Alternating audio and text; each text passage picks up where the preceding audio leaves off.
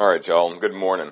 I've been told to have about 38 minutes, so I'm going to set my clock so that I don't anger the folks that are making the recordings. They said that they don't like it much when the speakers go over 38 minutes because they can't fit two lessons on one CD for the people that want CDs. So I'm going to turn on my own little personal clock here, and if it beeps at 38 minutes, then I apologize for that, but I don't have any idea what's going to happen whenever this thing finishes the countdown, so that's we'll all be learning in this experience. So we're glad that you're here today. This session is for elders. The subject is pondering the presbytery. Elders, lords, are examples. We're going to begin in 1 Peter chapter 5 because that is, I believe, the text that applies especially for this lesson. And we'll read 1 Peter chapter 5 verses 1 through 4, and then we'll come back and make some observations about it as we get going. 1 Peter chapter 5 verses 1 through 4. The elders who are among you, I exhort, I, who am a fellow elder and a witness of the sufferings of Christ, and also partakers of the glory that will be revealed, shepherd the flock of God which is among you, serving as overseers, not by compulsion, but willingly, not for dishonest gain, but eagerly, not being as lords over those entrusted to you, but being examples to the flock. And when the chief shepherd appears, you shall receive the crown of glory that does not fade away. As we begin, let me ask the question, why do leaders do what they do? Why do leaders do what they do? I believe most often the answer can be given because they believe it's the right thing to do. Isn't that true? I mean, if you're in a position of leadership and you believe you have the knowledge in order to get people from here to where it is that you believe that they ought to be, you're going to do the things that you believe are the right things. The problem with that is, Proverbs chapter 21 verse 2 says, the way of every man is right in his own eyes, but the Lord weighs the hearts.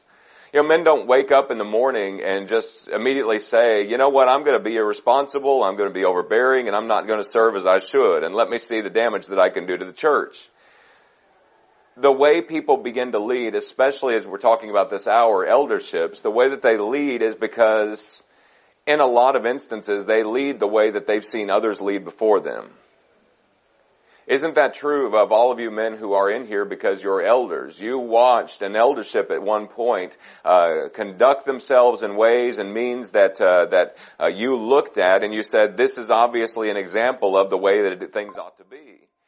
We lead because we've seen others lead. And effectiveness in the local church can sometimes begin to erode over time unless elders remember and make times like this at the focal point where we can think about ourselves and evaluate and grow. And I say ourselves, I'm not an elder. I'm not an elder or a son of the elder. And it's interesting to me because one of my elders is here, the men that I serve with presently. 4 of the guys that I served with previously at this congregation are here this morning, and I know that a number of you have served for years at your congregations. But it ought to be that we take time to appreciate topics like this, and maybe as much as possible, let me encourage you to kind of wipe the slate clean and think about, okay, if he's talking about somebody else, and then if we're just starting from scratch and looking at this, I want to evaluate myself and really understand whether or not it is that I'm lording or being an example. We're going to take some time just for a moment and define lords and examples here as the words given from 1 Peter chapter 5 and verse 3. The word for Lord here in this context is kata kurioi. All right, you hear the word kurios, which is Lord. Every time the word Lord Jesus Christ is translated, it's usually the word kurios. However, here's a addition to it, a prefix that's added to it, kata, which means down, which means under. Lords, in this instance, in this word, means to bring under one's power, to subject somebody to one's rule, to subdue or to be the master of. I like the idea of somebody saying, I'm going to put you under my thumb. I'm going to get you right where it is that you need to be. You're looking at somebody who is going to be controlling, who is going to try and exercise dominion over, to scorn. The word also has to do with tyranny. Who do we think about when we think about tyranny? Hostility, somebody having a domineering spirit. All of those are part of this word that's given in 1 Peter chapter 5 and verse 3, meaning lords. I see you as my underlings. I'm the boss, and I'm going to try and rule to my own advantage. The word example in the same context, not being as lords over those entrusted to you, 1 Peter chapter 5 verse 3, but being examples. The word example is tupos. It's a type. We used to have these old devices way, way back when that were called typewriters. And you understand that as I struck the T key, the little type of the T is going to smack that paper really hard, and it's going to give an impression. That's the word example. It is an impression, a figure that's formed by a blow or a mark. Interestingly enough, we know that we're not supposed to be lords over. We're not supposed to be people who are pushing God's people under their thumb, but instead we're supposed to be a type. If you look, or if you want to write a cross-reference to Hebrews chapter 13 and verse 17, here's something that's somewhat paradoxical, at least if we don't look at it necessarily in the right context. Because the Bible there is commanding, particularly the congregation, it says, obey those who have the rule over you and be submissive. Now wait a minute. Here's somebody who's not supposed to lord over, put you under my thumb, but here is somebody who has the rule over. A supreme challenge, and the one point I want to get across this morning is this. The supreme challenge of any eldership is, how do you rule over without lording over? And how do you be like the Lord without trying to be the Lord? The supreme challenge for any eldership is to rule over without lording over, and how to be like the Lord without trying to be the Lord. I'm going to open it up for discussion at this time as we move into our second point. We define lords and examples, but what does lording look like? I don't necessarily even want you to think maybe in an elder context, but have you known people in your life who are tyrannical, who want to try and push somebody under their thumb? What are characteristics of people that are lords in this instance? Manipulative, okay? I'm going to repeat all these characteristics for the sake of the recording, so whoever's listening. Sorry? A dictator, okay? It's my way or it's the highway. Exactly right. What else? Prideful. We'll come back to that one. Yes? They tend to be obnoxious, okay? What else? In some instances, absolutely, Charles, they are insecure. What else? How do they deal with people? Not very well, okay, to say the least. What else?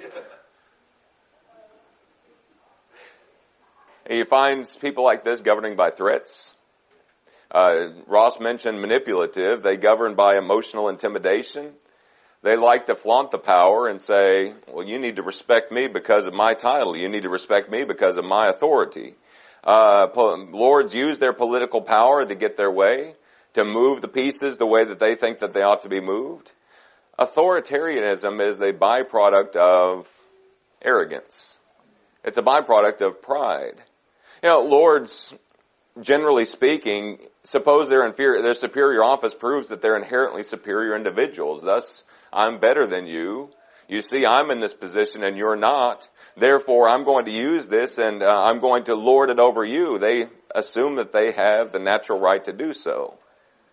And as you look at what the root cause of that is, it is absolutely pride. In the characteristics that Paul gives to Timothy in 1 Timothy chapter 3, what's the danger that he lists that ought to stand out in your mind as an elder?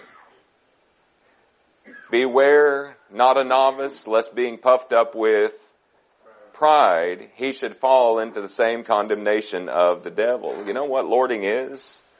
Lording is pride. Lording is looking down your nose at somebody else because I feel like I'm in a superior position. I feel like I'm in a superior point of view. So, understanding that there are exhibitions of lording, what are symptoms of lording? What are symptoms of lording? Turn your Bible just for a moment. Hold your finger here from 1 Peter chapter 3 back to James chapter 3. 1 Peter chapter 3 and James chapter 3 have a lot to do with one another.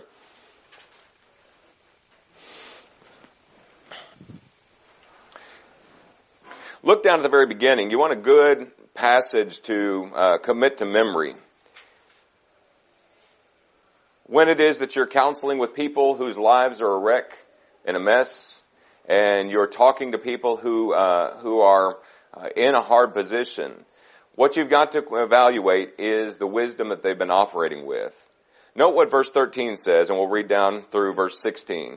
Who is wise and understanding among you? Let him show by his good conducts that his works are done in the meekness of wisdom. Note this next part. But if you have bitter envy and self-seeking in your heart, what are we talking about? We're talking about pride, exactly right. If you have bitter envy and self-seeking in your heart, do not boast and lie against the truth. What's boasting? It's pride. And lying against the truth. This wisdom doesn't descend from above, but is earthly, sensual, demonic.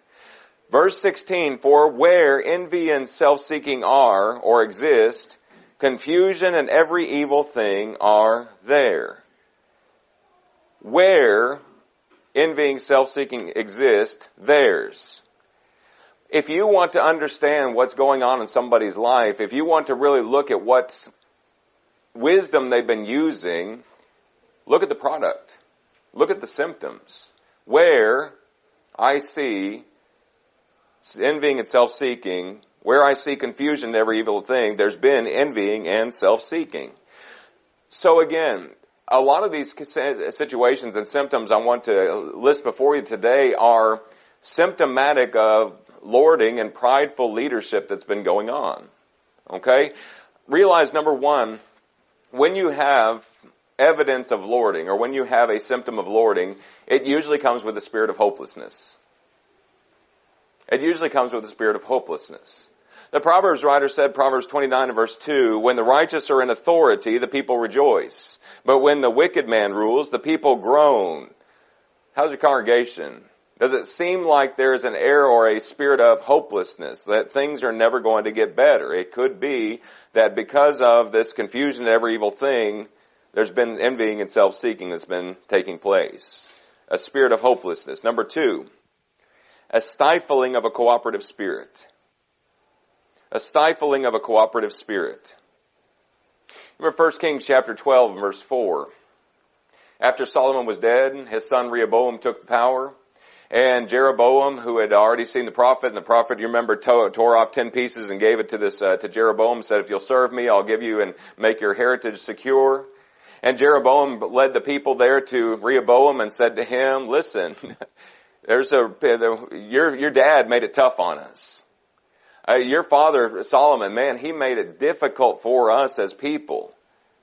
And they came to Rehoboam, and they had a legitimate request, it seems. Could you make things lighter on us? Could you make things easier on us? You remember what Rehoboam's answer was?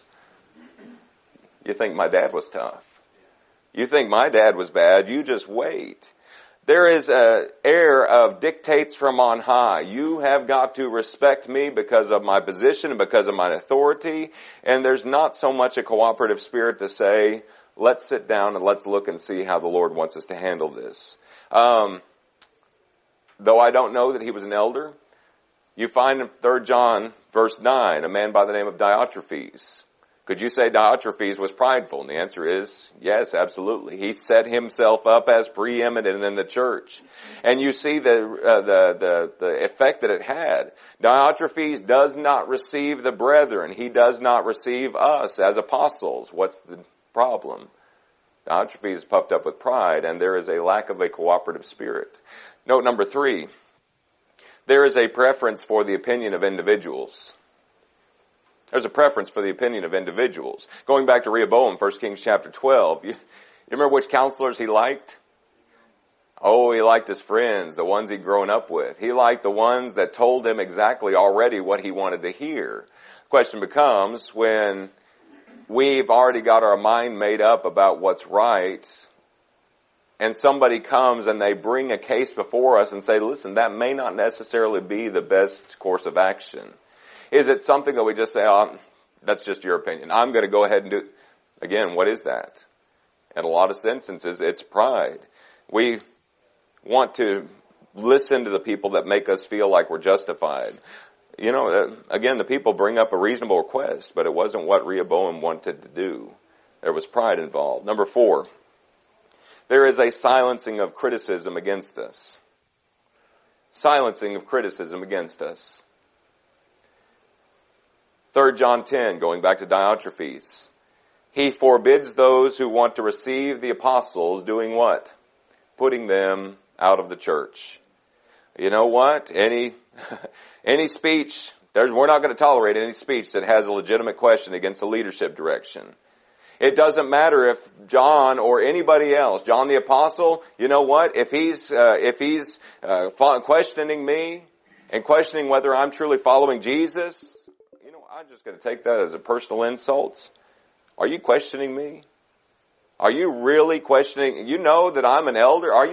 You're really questioning? You know what? I'm not going to tolerate that. Number 5, a pushing down of those who need help.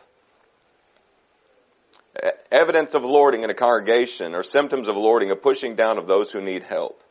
Jesus told a parable in Luke 18 about a certain judge from a city who didn't fear God or regard man. You remember that? There was a widow there who came and she said to this man, "Get justice for me from my adversary." She had a legitimate complaint against this man that had wronged her. And the judge listened and he listened and he listened and he listened. And he just finally said, "She wearies me." And we have people that come to the eldership or come to the leadership in a congregation and they need help legitimately. And sometimes it is because lording elderships set their own example and their own agenda and say, we can't really be bothered with that right now. We'll put this on the back burner. We'll deal with our problem in a month or so whenever we get our building situation worked out or when we get the new carpet installed or whatever it is. But you find a family in crisis and it doesn't fit with our agenda. And so what we try and do is we try and push those people off to the side and say, we'll deal with that later. Evidence, symptoms of lording. Number 6, cruel and nasty words. Cruel and nasty words. Diotrephes, 3 John 10. He doesn't receive the apostles. He doesn't receive the brethren. He instead, anybody that raises a legitimate complaint, he puts them out of the church. But it says that he, against the apostles, was prating against us, he said, with malicious words. How's the habit of speech? Is it that it is complaining and disputing? Philippians 2 verse 14. Prating with malicious and evil words. He's a tattler. He likes to go and be excessively wordy on things that are trivial matters, as the word implies. It's a means to keep people down.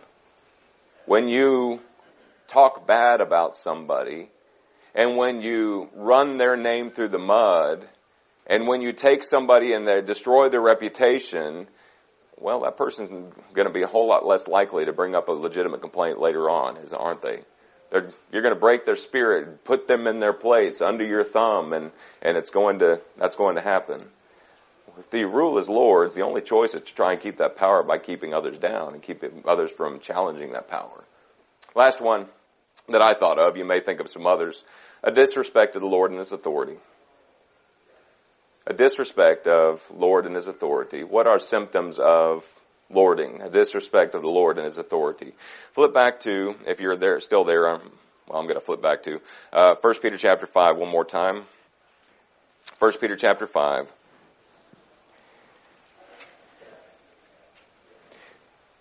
Note the emphasis on the Lord and His authority. Verse 2. Shepherd the flock of God who is among you, serving as overseers, not by compulsion, but willingly. Jump down to verse 4. And when the chief shepherd appears, you will receive the crown of glory that does not fade away. Shepherds, what you can't forget is that you are modeling your life after the chief shepherd. And you are taking every decision, every thought, and every attitude and trying to look at Jesus and say, how did He respond to this? How did He treat people? How does He want me to be a shepherd? Jesus never had to pull rank in order to get people to, in order to make His point. Jesus never shamed His critics by maliciousness because they disagreed with Him. Paul used a situation with Philemon where he could have absolutely said, Philemon, you need to accept Onesimus because I'm an apostle of Jesus Christ and you've got to listen to me. Instead, he appealed to him by love. And if we as people, if you as shepherds, those of you who are, if you want to try and have to muscle the church into submission, you're doing it wrong. You're doing it wrong. We're all people in God's household. Elders, never be too busy looking down on others that you're too busy to look up to Jesus. There's a saying, our theme for this year at Graber Road is, I am a sheep and the Lord is my shepherd. I read a lot of books on shepherding, just because I don't know a whole lot about it. I've never been a shepherd or a son of a shepherd, just like elders, you know. And I've read a whole lot of books on shepherds, but one of the ones that impressed me was a book called The Yorkshire Shepherdess, about a lady who left her home in England and went out to the countryside and basically started from the ground up as being a shepherd. And she said there's a saying among shepherds in England. She said there's nothing worse than a running shepherd. There's nothing worse than a running shepherd. Meaning, if the shepherd has so lost control of his sheep that he's running around putting out fires that he's created, you've got to ask the question, are they doing it wrong? Are they lording or are they shepherding? Gentlemen, as I say these things, pride is so insidious that we don't know that it's a problem in our lives. We can clearly point it out in others, but sometimes it's so difficult for us to see in our own lives. And just looking over these list of symptoms, maybe you can see evidence of those things, but if you see that there's some of these things that maybe apply to you or the congregation where it is that you're a part of, may I encourage maybe soliciting an online or an anonymous survey of the congregation about how they feel about the direction of the congregation, about how they feel about the leadership, and just be willing to realize that you're trying to do this for the glory of God and for the glory of His church. But the fact that you want to be the best leader that you possibly can be, and sometimes it requires an observation. I love my wife. She's here this morning, the only lady here in the room, and there are some times that I say, Catherine, how did I do? And she's El Stinko, you know. I know that she's not telling me that because she hates me or because she's trying to put me under her thumb, but because she loves me, and it's iron sharpens iron, so a man sharpens the countenance of his friend. And we ought to be humble enough to accept criticism and be humble enough to accept the fact that it may be that we're not doing the job that we think that we ought to be, or the job that we think that we are. So let's spend our last few minutes here talking about what shepherding looks like. What's shepherding look like? What does shepherd examples look like? We're going to spend our time here in 1 Peter chapter 5 because I believe he gives 6 of them in contrast. Maybe you've never noticed these before. I didn't until I actually began to study these, but they are evident. What do shepherding examples look like? 6 contrast, 1 Peter 5. Number 1, be over them, but be among them. Be over them, but be among them. Look at verse 2. Shepherd the flock of God, which is among you, serving as overseers in your midst. It's a matter of being present with the people of God. What does that mean? I mean that we're all attending, that we're all sitting in the same assembly on Sunday morning, Sunday evening, Wednesday night. What does it mean? It means practically you as an elder are going to vary the people that you talk to. It means practically that you're going to vary the subjects that you talk about. Practically, it could mean that you as an elder vary the places that you sit in the congregation. Catherine and I have adopted we've been at Graber Road for a year now, but we didn't want to have our pew in the Graber Road congregation, particularly because we're a congregation of about 220, I guess, on Sunday morning. But if we only sat over on the left-hand side or on the right-hand side, we would never visit with those people that were way over here, because by the time we got over there, they would already be gone. And so some mornings after the muster, the men getting together in the back room, I'll have to go and stand in the back and just look over the congregation to try and find where my wife has sat with our children that morning.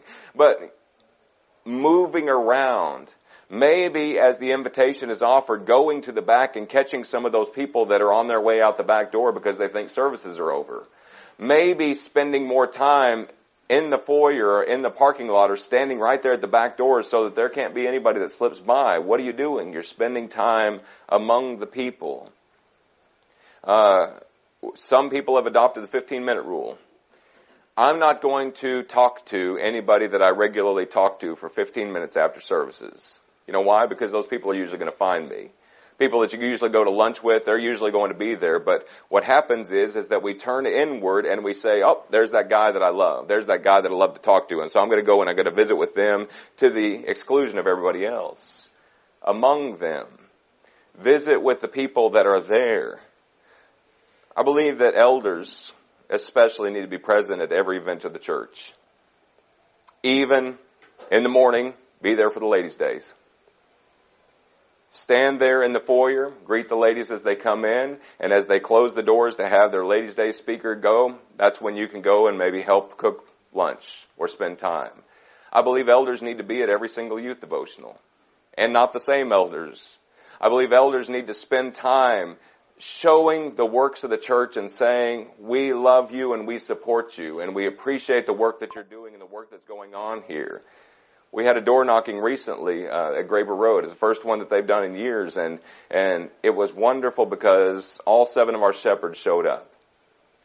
And they were there among the congregation, encouraging and giving the deacon that was in charge of that kudos and pats on the back, and they were excited to be there, and it shows that we're not just sitting in a room offering dictates from on high, but we're there among the congregation. I care about what's going on here. That's the message that people receive. I'm invested in the success of the church. Be over them, but be among them. Verse 2. Look at the second one. Be over them, but be serving them. Be over them, but be serving them. Again, chapter 5 and verse 2. Shepherd the flock of God which is among you, serving as overseers. Serving as overseers. Serving. What positions have you put yourself in where you can serve the people that you shepherd? Mentioned in my lesson yesterday, both lists, 1 Timothy chapter 3 verse 2, and Titus chapter 1 and verse 8, you find the characteristic of an elder that's hospitable. When was the last time that you as an elder served people in your home? When it was that you hosted a visiting family from a different region or just maybe moved to the area where you'd hosted those people into your home to say, I love you and I want to get to know you better. Hospitality, gentlemen, is a habit.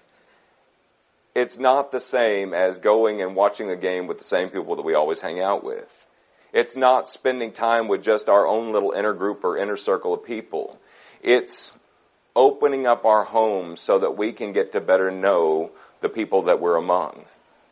And elders, if you're not in the practice of hospitality and opening up your home and inviting people over and saying, listen, what's value to you about Jesus? And having spiritual conversations across the table. I know that you were struggling with the loss of your mother last month. How are you doing with that?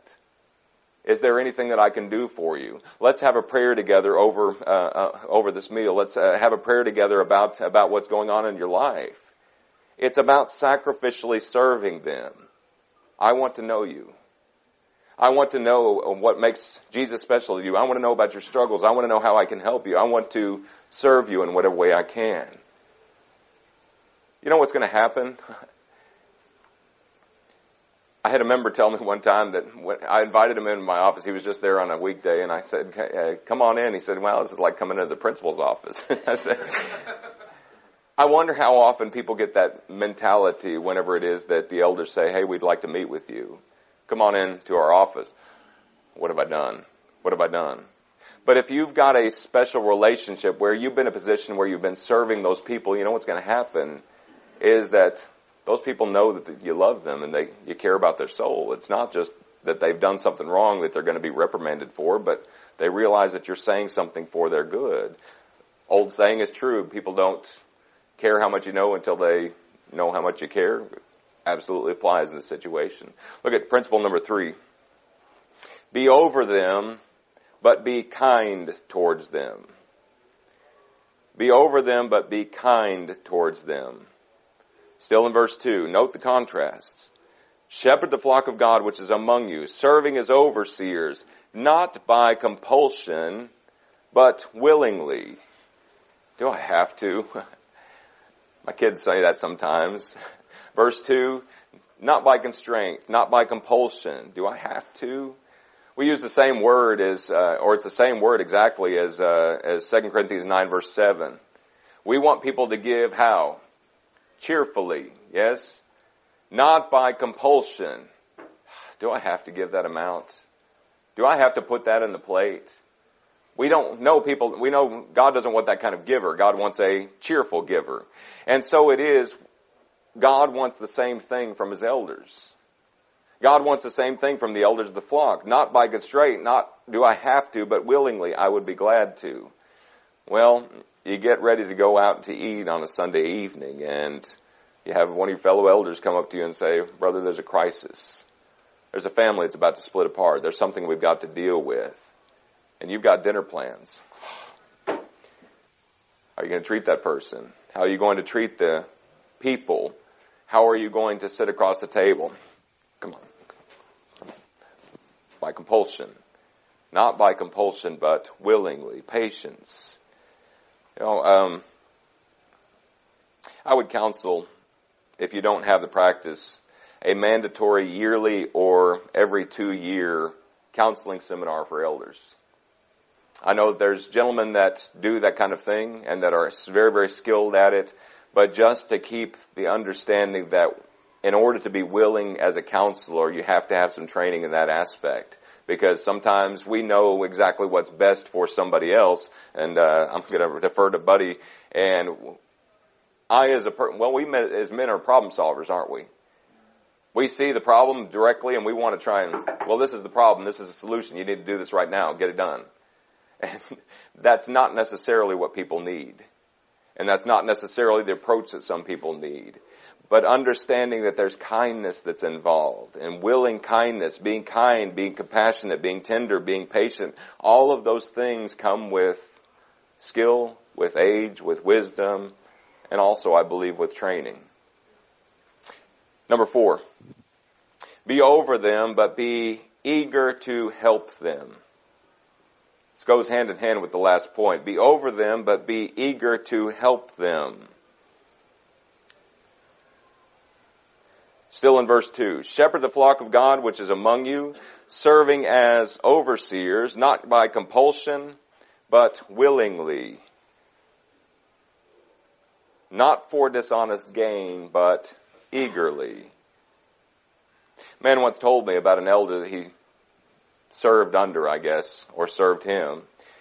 But he said the way that this elder would come in the foyer in the morning is that he would shake hands, but he would always be looking over to see if there was anybody that was there that, not watching, but just if there was anybody maybe of higher prominence that he wanted to be shaking hands with. And over time he realized he was looking for visitors or members to schmooze. You ever been schmoozed? It's not pleasant. Being among them, being willing to help them, and being kind to them and ready to help. It's not a matter of schmoozing the people in the foyer, but it's a matter of saying, how can I serve this person? I appreciate, and it may be a regular practice that you'd like to do, an eldership or an elder or two, maybe, if that's all you can muster, if there's other guys that have gone the other way, and you know that a member's having surgery that week, and you know that they're kind of worried about it, or even if they're not worried about it. Hey, we as your shepherds would like to pull you over here in this classroom. Can we hold hands together and can we have a prayer about your surgery? I know that you just lost your loved one. We're going to take some time just right here after services, and we're going to pull you aside out of the foyer talk, out of the foyer chat, And we're going to pray with you about that. What you're doing is you're cultivating a spirit of trust, and a spirit of understanding, and a spirit of love, and a spirit of serving, beginning with the eldership. We're willing to do these things and to talk about these things with people because that's what we're about. That's God's heritage. We don't want anybody to feel like nobody cares about them, or the preacher doesn't go to the surgery that nobody's going to call and nobody's going to check up on them. But it makes you and makes us painfully aware of this is a soul, and this is a person that's made in God's image. Number 5, be over them, but be examples to them. Be over them, but be examples to them. We're in verse 3. Nor as being lords over those entrusted to you, but being examples to the flock. One of the most humbling questions that you can ask based upon what Paul says in 1 Corinthians chapter 11, verse 1. Paul says, imitate me as I imitate Christ. Was Paul saying that as a matter of pride? Was he saying that as a matter of, Corinthians, you imitate me as I imitate? He didn't. He said that because he so evaluated himself and his relationship with the Lord and his following of the Lord that he could tell those Corinthians, listen, you can look to me as an example. I'm trying to faithfully follow in the steps of Jesus. You ever ask that question of yourself? Can I tell somebody, listen, you can follow my example in this. You can follow my faith in how it is that I'm conducting myself and the person I'm trying to live. Remember the Titans was a movie several years ago, but they were trying to get a ragtag group of football players to play together, and the captain comes up and he's brandishing this guy and saying, listen, you've got this great talent. Why is it you're not using it the way you ought to? And the man just simply says, listen, attitude reflects leadership. We're back to symptoms of lording. Attitude reflects leadership. When we look to elders, it ought to be that the elders are the truest types of Jesus in the church. And as we say, follow me as I'm following Jesus, we're giving people an understanding that I'm going to walk in his steps no matter what. Last one. Be over them, but be under him. Be over them, but be under him. Chapter 5, verse 4. When the chief shepherd appears, you shall receive the crown of glory that does not fade away. When you deal with the congregation that you're a shepherd of, for those of you who are elders again, you're dealing with another man's property. It is God's heritage. Don't ever be guilty of looking down on God's heritage because you're too good to look up to the chief shepherd. If you look continually in the context of 1 Peter chapter 5, you find the admonition, verse 5, God resists the proud, but gives grace to the humble. Therefore, humble yourselves. That includes elders. Humble yourselves under the mighty hand of God that he may exalt you in due time, casting all your care upon him, for he cares for you. Be sober, be vigilant, because your adversary, the devil, walks about as a roaring lion. Now, wait a minute. I go back to 1 Timothy chapter 3, and it says that I can fall into, I can fall into the same condemnation as the devil. Who's the devil looking for? He's looking for those people who are full of pride. If I can bring up one more thing, and then the lesson will be yours. 1 Peter is a book about suffering. 1 Peter is a book about Christian suffering among particularly the people that were there in the Roman Empire. And you follow the word suffering all the way through. And you follow this word suffering through the first 4 chapters, and it occurs a number of times because Peter's saying you're about to suffer. Get ready for it. Or when you do suffer, make sure that you're ready to give an answer to everyone who asks you the reason for the hope that's within you with meekness and fear. You make sure that you're not suffering for doing evil, but suffering for doing good, because it's going to be a credit for you. You know where the word suffering ends? It ends there in chapter 5, verse 1. The elders who are among you I exhort, I who am a fellow elder and a witness of the sufferings of Christ. He's going to revisit it back down to verse 9 and talking about going back and saying, resist him steadfast in the faith, knowing the same sufferings are experienced by your brotherhood in the world. But it's remarkably absent when it talks about the leadership. Leaders, it shouldn't be that the Church of Christ is the place where sufferings and difficulties and hardships and grumblings occur because of elders who are lords and not examples. The church ought to be a refuge and a place where we can know that we're going to go and be built up, and we're going to be strengthened, and we're going to be cared for because we've got a great group of men who are shepherding us.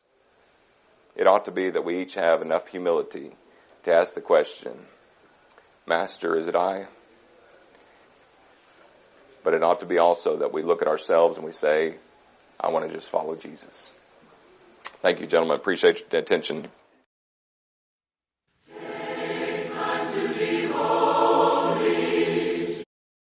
Speech on. Lock rotation. Next. Lock selected. Brightness. Selected. Screen recording. Button.